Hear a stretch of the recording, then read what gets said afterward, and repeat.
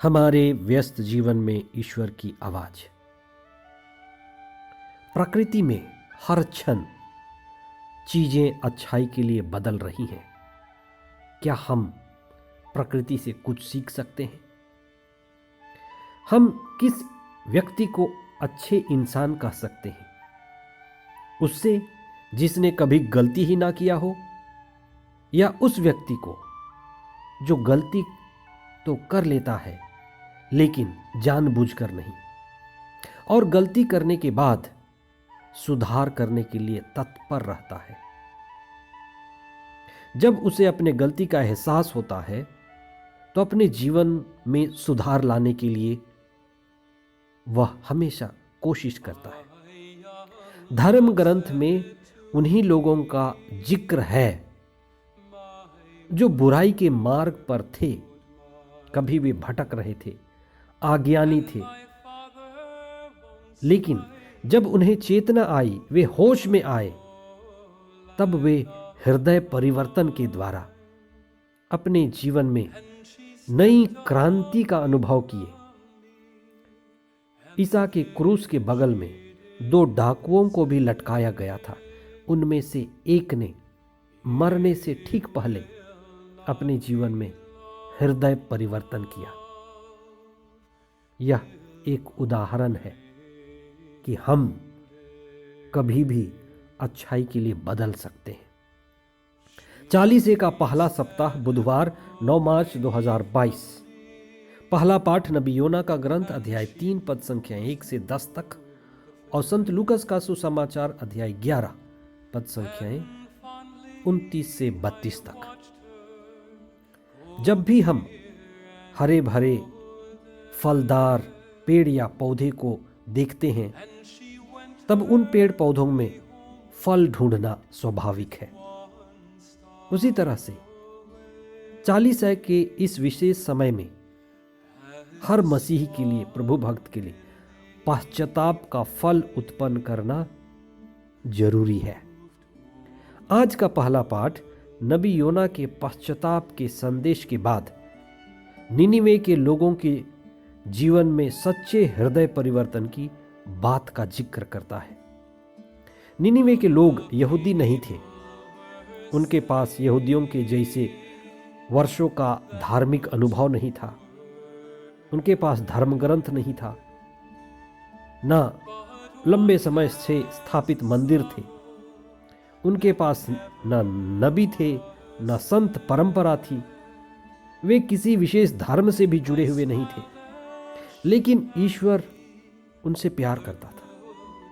इसलिए ईश्वर ने योना को वहां भेजा कि योना जाकर के वहां के लोगों को पश्चाताप का सुसमाचार सुनाए। योना वहां जाने से पहले ही इतने डर गए। योना ने वहां के लोगों की बुराई के बारे में सुना था। उनके हिंसक प्रवृत्ति के बारे में सुनकर योना निनिवे जाना ही नहीं चाहते थे। वे दूसरी दिशा तार्सिस की ओर भागना चाहते थे। इसी भागने के क्रम में उनके जहाज में लोगों ने उनको पकड़ लिया और उनको समुद्र में फेंक दिया। ईश्वर की अनुग्रह, ईश्वर की कृपा कि ईश्वर ने एक मछली को आदेश दिया जो योना को निगल गया। 3 दिन तक योना का अनुभव बड़ा अद्भुत और व्यक्तिगत था।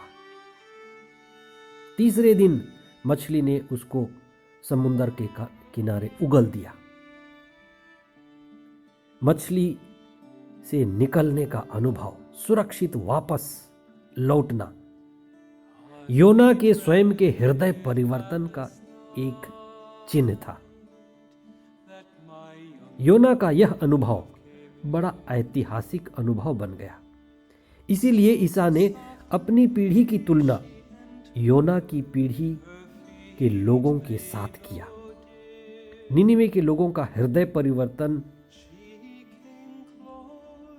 ग्रंथ में बहुत चर्चित था। सबसे पहले तो यह कि योना के स्वयं का हृदय परिवर्तन उसके सुसमाचार के प्रचार में उसकी शिक्षा देने के प्रभाव में गहराई लाया। योना स्वयं ईश्वर की दया का, करुणा का और क्षमा का अनुभव किया। मछली ईश्वर की करुणा का प्रतीक था। अब योना वही व्यक्ति नहीं रहा था जो हृदय परिवर्तन से पहले था। वह बदल गया था। जब वह निनिवे के लोगों के हृदय परिवर्तन के लिए प्रचार किया तो उनकी वाणी का प्रभाव सीधे निनिवे वासियों के हृदय को छू लिया। ईसा ने अपने समय में कठोर हृदय वाले लोगों का सामना किया। फरीसी, शास्त्री ईसा से चिन्ह मांगते हैं। ईसा के समय की पीढ़ी वर्षों तक बुराई और अनैतिकता में भटकने वाली पीढ़ी बन गई थी और ईसा से प्रमाण मांग रही थी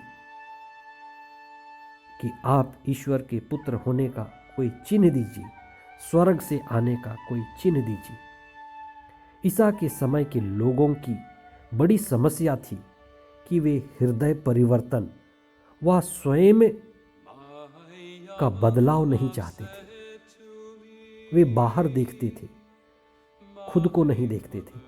बाहर बदलाव चाहते थे, खुद के अंदर बदलाव नहीं चाहते थे। ईसा ने कहा, उनका दुख भोग, क्रूस, मृत्यु और 3 दिन बाद जी उठना असली पहचान और प्रमाण होगा कि वे ईश्वर के पुत्र हैं, कि वे सच्ची शिक्षा दे रहे हैं। यही हमारा विश्वास का मूल रहस्य और आधार है कि प्रभु यीशु हम पापियों के लिए, हमारे पापों के लिए दुख भोगे, क्रूस उठाए और मर गए और 3 दिन के बाद फिर जी उठे। जो भी इस रहस्य को जानता है, समझता है, वही प्रकाश में आता है और ईश्वर उसके जीवन में हृदय परिवर्तन का कार्य करता है। सभी को हृदय परिवर्तन का वरदान नहीं मिलता। जब हम ईश्वर के इस महान रहस्य को समझ पाते हैं, क्रूस, दुख भोग और मृत्यु के रहस्य से गुजरते हैं, तो हमारी आंखें खुलती हैं। आइए हम इसके लिए विशेष प्रार्थना करें। हे प्रभु, हमारे हृदय में सच्ची प्रेरणा और चेतना जगा दीजिए। हम आपके दुख भोग, क्रूस, मृत्यु और पुनरुत्थान को गहराई से समझें कि आप हमें बचाने आए थे और आपके बचाने की कृपा अभी भी हम पर है। जिस तरह से योना 3 दिन तक मछली के पेट में रहा, उसी तरह से आप हमारे लिए इस दुनिया के गर्भ में रहे और जी उठे और आज हमें कृपा प्रदान करते हैं। आपकी कृपा हम पर बनी रहे। हमारा विश्वास बढ़ा दीजिए कि हम प्रतिदिन सच्चाई और अच्छाई की ओर बढ़ें और अपने जीवन को आध्यात्मिकता की ओर संचालित करें। ये प्रार्थना हम करते हैं हमारे प्रभु ख्रिस्त के द्वारा। आमीन।